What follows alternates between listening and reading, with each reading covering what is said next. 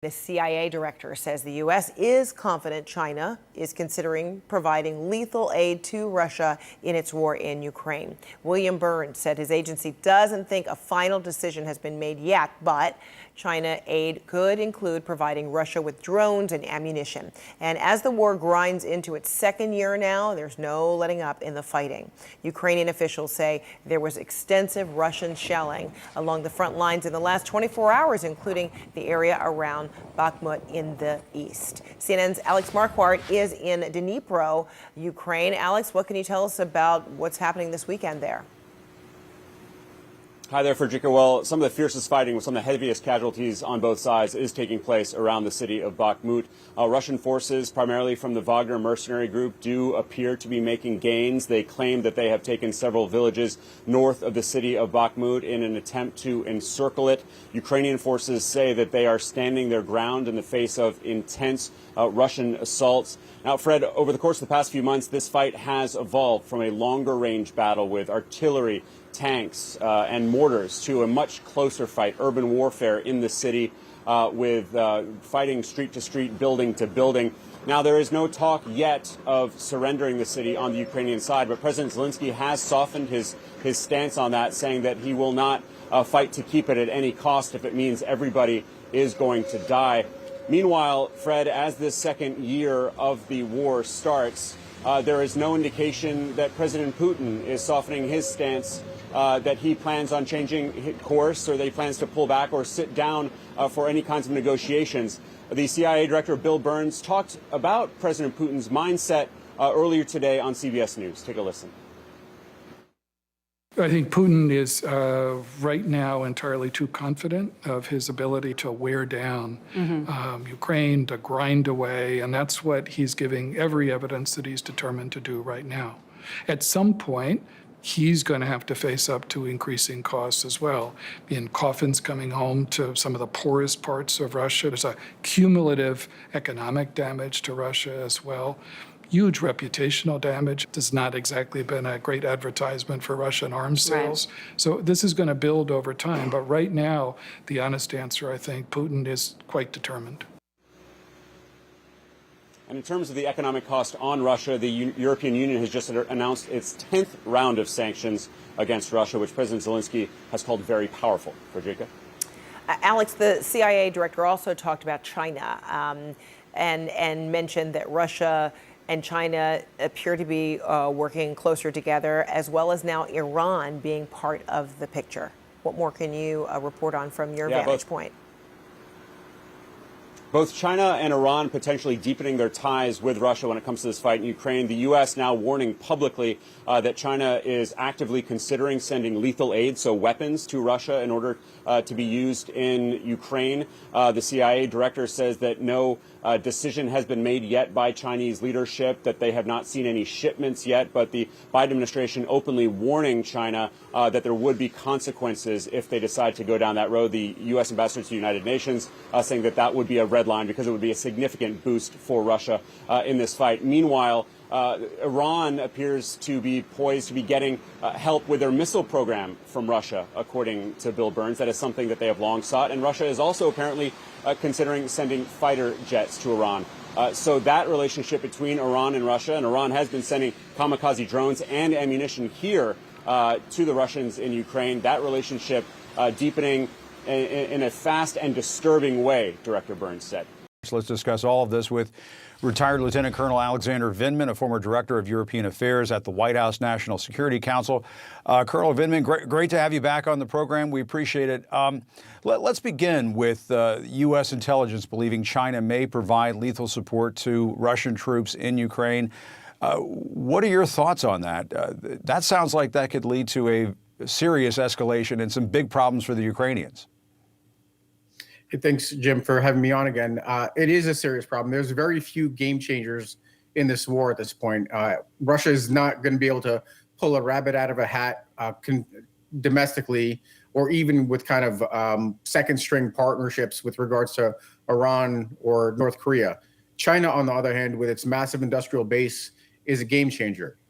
If the Ukrainians lose, if Russia somehow manages to snatch victory out of the jaws of defeat. It's going to be on the at the aid of the Chinese. And this is the danger of a long war, a war that's entering its second year, a war that's starting to spill over. First, we heard of Iranian support, then the North Koreans providing ammunition, now the Chinese. The reason that these countries are doing that so is because they smell opportunity and vulnerability.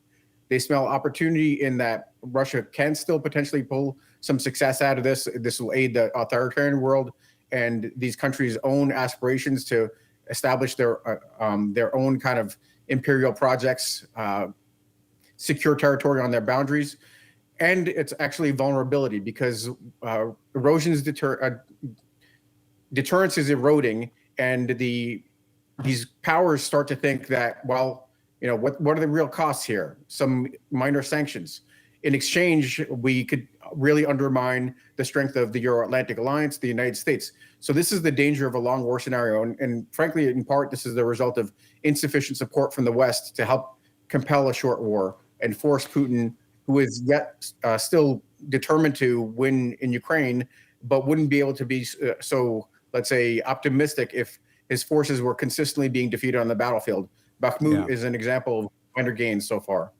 Yeah, and I want to ask you a little bit more about what Putin is up to in just a moment, but let me ask you this, because on China, the South China Sea is one of the most contested regions in the world. As you know, Chinese fighter jets will sometimes confront U.S. military aircraft, and I think this gets to the point you were just making a few moments ago about spheres of influence.